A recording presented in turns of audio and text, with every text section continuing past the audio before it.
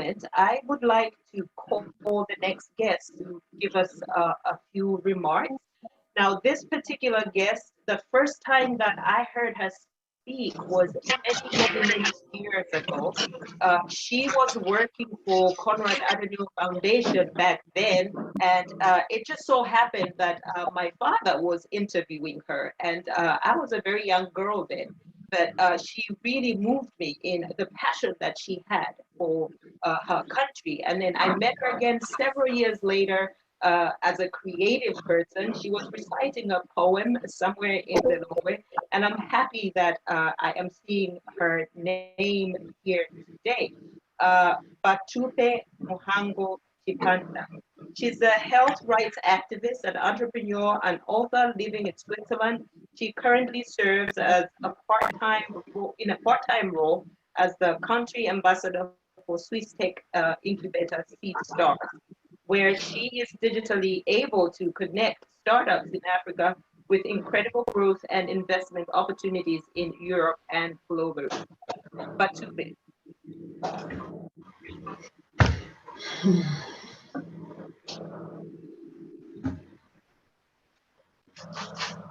Good afternoon, Your Excellency, the President of the Republic of Malawi, Mrs. Monica Chakwera, all other excellencies and high levels present here, the organizing committee for the Malawian Women in Diaspora Network. Ladies and gentlemen, thank you so much for the honor of addressing you this afternoon.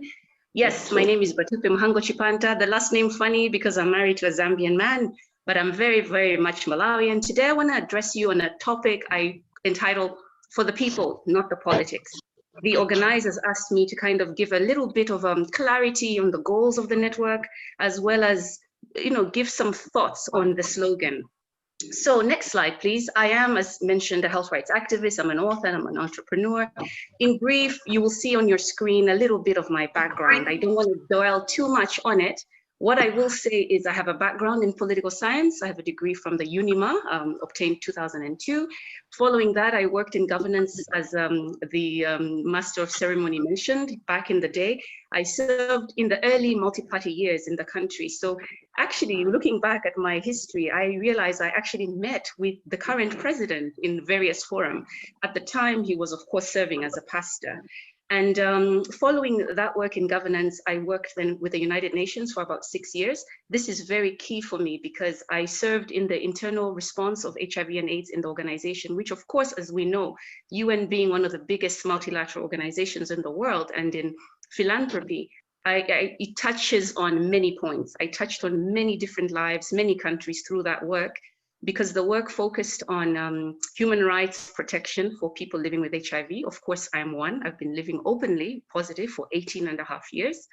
And also the work touched on work-life balance policies, as well as organizational issues or issues to do with the world of work. And so once you start looking at policies, you start looking at global things, you look at the entire world, you look at organizations, institutions, government policies, and so you affect many people very quickly. So for me, I rose in advocacy very fast because here I was, just a young, positive, and very afraid woman. But at the time, with HIV AIDS and the epidemic, when you had it, when they told you you had so many years to live, you thought you were going to die. So for us in that time, it was really do or die. It was now or never. It was speak up or don't. Die with your truth. And I spoke to I decided to speak. And I'm saying this now because a lot of you now will see me and know that I'm I'm the calmest activist you will meet today. But I like to say that that's because I had my years of rage. I was angry at the system. I've been in places where I've been up on the streets. I've done all those campaigns. But now I like to move things in a different way. I like to influence. I like to be the background. I like to look at overarching strategic issues. And that's what my role, I believe, in this network is going to be. The rest of my background you can see there. Why we're here today, and if you forget anything else about what I say, remember these 3 points I want to emphasize. 1, there's power in representation. 2, everything women is political. We are political. The fact that we're in this platform is political. The work we want to do, Sisterhood for a Change, is political, even though it's not shrouded in that party politics framework. everything, in my view, is political. And lastly, I dare say Malawi needs new heroes, or shall we call them sheroes? Are you there? Stand up. To begin this, on the first point on representation, let's look at some quote from the World Bank. The World Bank has recently issued a report. It's one of their latest migration and development brief, in which they say, I quote, remittance flows to low and middle income countries surpassed the sum of FDIs in 2020. That means we are powerful. Who are we? The people living in diaspora. It means anyone living outside the borders of their country, especially in low and middle income countries. What this quote is saying is that all those people living abroad outside of our continent, Africa, and even Malawi is included in this study, we are powerful in the sense that in the last year, we sent much more money back home, more than foreign direct investment, more than overseas development assistance. If we're to analyze that, it means that people working individually or in communities personally, we can mobilize, we can move things much, much faster than organizations, big, even governments, big institutions could do, even during pandemic years. For me, that's powerful, because imagine those people who are sitting now in a place like in Nsanje or somewhere Kumpoto in our country where they don't know anybody who lives outside the border. Who do they call when they're in trouble? Who is the person they WhatsApp when one of the members of their family, let's say a grandma, is in ICU in the hospital in Kamuzu Central? Our country needs those of us who are outside, and that's my point here. The point is that we are a powerful group, and it matters how we identify ourselves. So next slide, please. Who do you say you are? When people ask you, who are you? Where are you from? What do you bring to the table? Let's reject this notion that we have to be different. And many times we're told very much that women, oh, you need more training. There's always women, you need capacity building. I dare say we don't. We need to show up exactly as we are with our skills and come in our authentic truth and just be who we are. Back in the day, like I said, working for the United Nations, most of the time would fly economy. But once in a while, when I was privileged, I'll end up in a business class seat. And I would sit with a certain person who I would think, if you're in business class, you're learned, you're well-traveled. And these people would ask me, well, where are you from? And I would say, oh, Malawi. And they say, ah, Bamako. I say, no, that's Mali. I'm from Malawi. And when they would say something like, sorry, I'm lost. Could you school me? Where exactly is your country? I have to say, oh, we're one of those countries that produces the biggest tilapia. Oh, doesn't ring a bell. Or I would say, oh, my country, we are one of the largest producers of coffee. And they'll say, sorry, I still don't know you. I know Ethiopian coffee. And I would get so frustrated. And I kept saying, oh, I will make it a personal mission wherever I go, even if I'm the only one in the room, I will represent. I will let people know where I'm from. I'll talk about the good. And so I just wanted to start off to implore us to say, we are powerful. Just the fact that we live abroad, we have power in representation, because the minute we left our country, we became, each of us, representatives. We became diplomats of our country. So don't feel embarrassed. Even if you're the only one, tell people proudly, I am whoever you are. And please, let's refrain from this notion of constantly identifying ourselves by our job, our title. Say who you are, what do you do? So I say, I'm a bridge builder. I'm a daughter of the African soil. I'm a Malawian queen. And then the conversation can begin. Next slide. On the second point, everything is political. What do I mean? You know, we're in this forum. We have here high-level officials, and we need them. We may have some members of parliament in this forum. If not, they will be in future events. And the organizers have come up with this quote, sisterhood for change. That's why we're here. So I wanted to emphasize that, you know what, it's enough to have it's not enough rather to have a diverse network, to have all these high-level strategic, you know, leaders. That's just the first step. What we actually do is make sure that everyone feels like they belong and that everyone should feel like they're heard. What I mean is there's power in diversity, from the smallest, if I can put it in that way, quote unquote, to the highest among us. Everyone must feel included. Every voice must be heard. I would dare say to the organizing team, this network should not just become another talk shop. It shouldn't be a place where month by month we come here and bore each other with who has what award and who's done what. Instead, it should be, remember in my title, for the people, not the politics. So yes, we meet with those high-level people, but we push that they influence the policies, the practices, and the things that change Malawi. What are those things? Look, in terms of policy, we need no introduction to the issues. We have to look politically. How many women do we really have in our political institutions? Even from the parties, even in parliament, we're not yet at 30% representation. We need that. Let's look at how we make that happen. Economically, socially, we know that women are on the receiving end most of the time, yet women in Malawi, don't tell me we don't have entrepreneurs. We have amazing women that we need to profile in this forum. And so we need to start sharing their talents, buying their products. Buying Malawi will promote Malawi.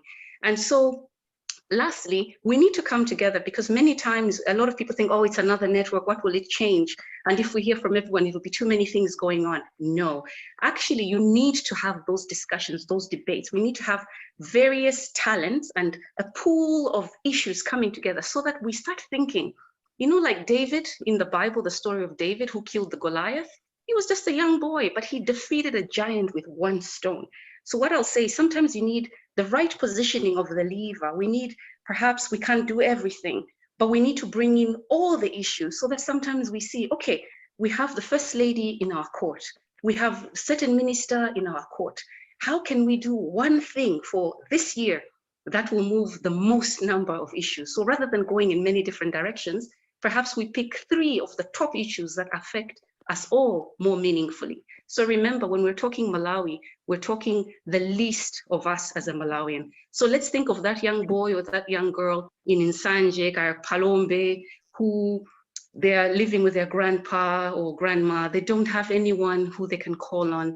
Let's do things outside of our borders to affect and impact that person's life. On the last point, Malawi needs heroes. Are you our hero? Look, I want to dare push us all to think different. Our last speaker talked about mindset, and I agree. It's time that we realize that this is women's time. The last slide, please, not this one, the one, yes, thank you. It's our time, because all countries now are looking at the Sustainable Development Goals, and the SDG number 5 talks on gender equality. So because of time in the whole world, not only is Malawi pushing to make sure we reach this target by 2030, all countries are. And I dare say, like right now, you saw in my background, I have a background in negotiations. I just finished my master's last November in negotiations and diplomacy. If you look at the global stage and you look at what are some of the key diplomacy issues going on, the last 2 months, we've been going on and on about the Afghan war, how the US, pulled out, and now the Taliban is coming in, and it's been a lot about Afghanistan. But when you really follow the issues, it's talking about the welfare and the plight of women and girls in Afghanistan. And right now, also the second biggest issue politically for all countries is recovery post-COVID. And when you look at the issues around COVID, the single biggest issue coming out of that is also how are we going to help women and girls to recuperate? Because we've seen how the labor that women have in homes, in childcare, and a lot of countries and organizations are saying we can't go back to how things were before the pandemic. When you look at trade, the issue of the Free Continental Trade Agreement is key. And there too, organizations like WTO, ITC, and others are saying women have been working for a long time, and it's time that we see them earn more for how much they put in. At the end of the day, whatever we decide to do, the vehicle and the means are going to be the same, which are digital.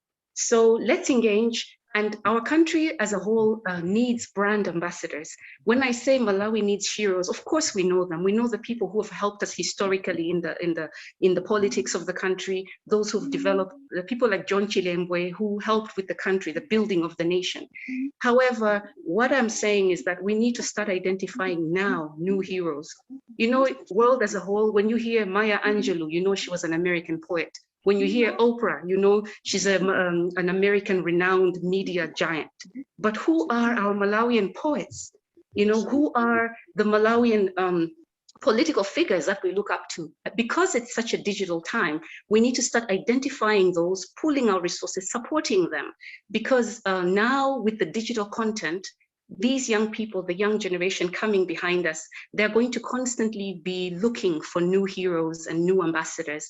And that's how we get our flavor, our brand out there. By brand, I mean brand Malawi. When we look at Africa as a whole, sometimes whenever people say African countries, they are referring to Nigeria, Kenya, and South Africa. And I mean, We can't blame them. South Africa has Nelson Mandela, who did amazing work. Nigeria, well, there are so many people who are loud and proud. Kenya, I mean, you can mention celebrities or maybe actresses like Lupita Nyong'o. So Malawi women, where are you? Let's stand up, let's be proud. Let's join this forum, share your skills, it doesn't matter. The rest of the content was on my slides. Let's do it proudly. Even if you're a chef, even if you're a stay-at-home mom, you have ideas. And to end, I would like to say, I'm not just making all these statements just from a passion. If you saw on the last slide, I'm former chairperson for the Malawians Association here in Switzerland. And I was very engaged for a couple of years doing this role. But sometimes what I saw and what affected me is that we had a lot of times Malawi women who would come in and serve. And yes, there are many levels where we can serve, but it's not enough for me anymore for women to be those who timango pick and sima and bring it to events. We also have to get into the discussions. So when we say it's time for coming up with a strategic plan, let's come on board. Let's say what those plans are, because we matter. So at this point, I would like to thank you. I just want to refer everyone to the website. On the last page, you will see it. Sign up there. I'm already subscribed. I'll see you online, and let's make a difference for Mother Malawi. Thank you, guys. Wow, thank you very much, Bhatupe. Thank you for mentioning Maya Angelou. I've got my Maya Angelou with me here. It goes everywhere where I go.